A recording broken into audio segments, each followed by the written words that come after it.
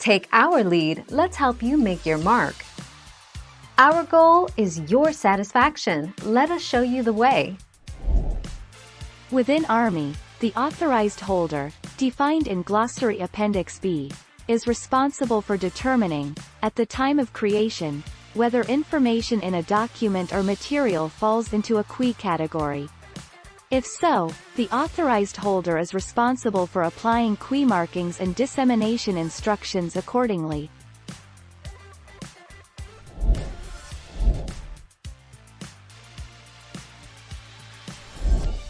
Take our lead.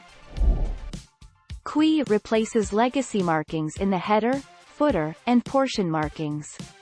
Also, CUI can still be combined with other subcategory and distribution markings such as NOFORN and RELTA as necessary.